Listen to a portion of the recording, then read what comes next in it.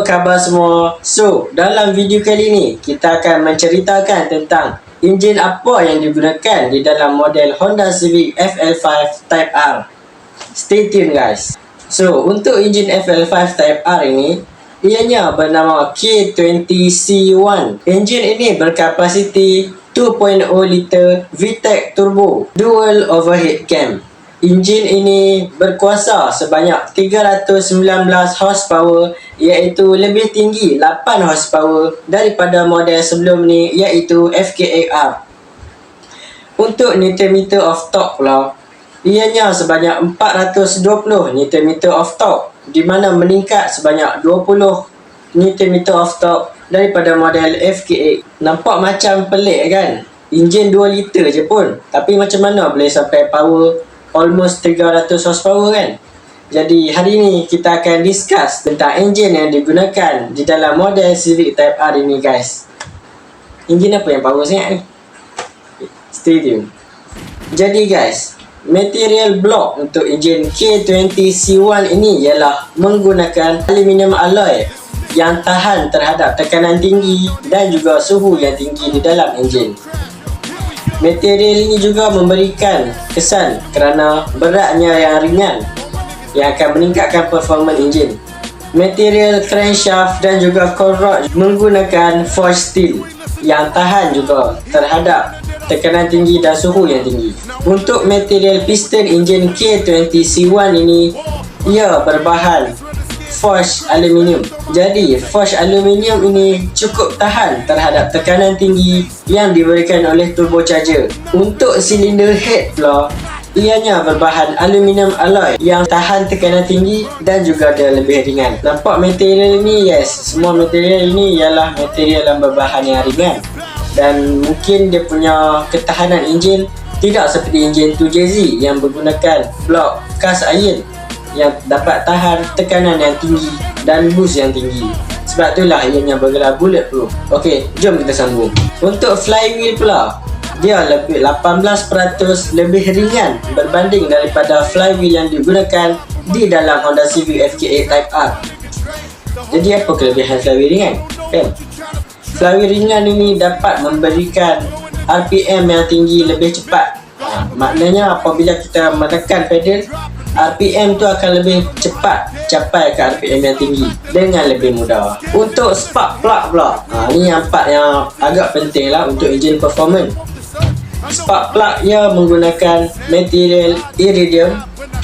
Iridium ini dia tahan dan juga dia dapat memberikan ketahanan yang lebih lama lah daripada spark plug biasa. Dan apa yang uniknya juga, spark plug Civic Type R ini dia lebih kecil berbanding dengan spark plug yang biasa. Untuk saiz turbo, ini juga memainkan peranan untuk engine performance yang dapat memerah sebanyak 300 HP.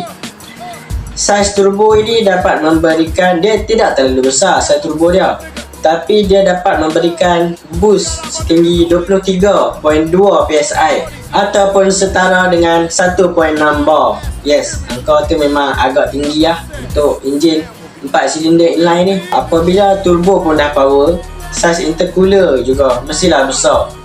Intercooler ni tugas dia ialah untuk menyejukkan turbocharger. Dia akan menarik udara dari luar dan dia akan disejukkan sebelum dimampatkan dan dimasukkan ke dalam enjin. Itu tugas intercooler.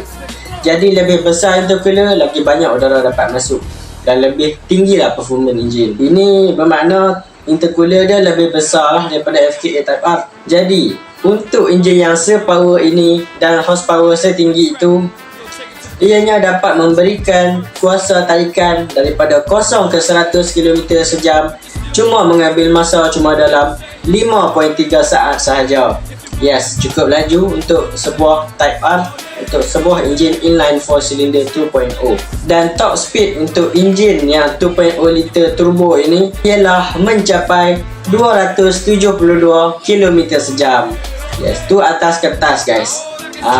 Kalau betul-betul kalau korang test, mungkin top speed dia dapat boleh pergi lebih lagi daripada 272. Mungkin dapat pergi 300. Dan ini dalam keadaan stok guys. So sebab tu lah enjin ni sangat powerful. Yes, enjin ni 2.0 liter inline 4. Jadi untuk mendapatkan 319 horsepower tu, dia akan tekanan yang sangat tinggi lah dalam enjin tu. Boost tu akan sangat tinggi dalam enjin tu. Dan enjin ni kenalah menggunakan bahan yang tahan terhadap tekanan tersebut. Dekat US juga, enjin ni dapat dibeli dan dapat dipasangkan ke kereta. Ni kalau pasang dekat Myvi apa kan ni, mesti king lah ni. Mesti boleh lawan tanding-tanding supercar dengan body dia ringan kan. Tapi sayangnya dekat Malaysia memang tak ada. Enjin K20C ni memang tak dapat dibeli lah di Malaysia. Cuma kalau import mungkin boleh. Jemput tonton pelbagai lagi video yang menarik yang berada di dalam channel saya. Jangan lupa klik like and subscribe untuk video yang lebih menarik selepas ini. Terima kasih kerana menonton. Assalamualaikum.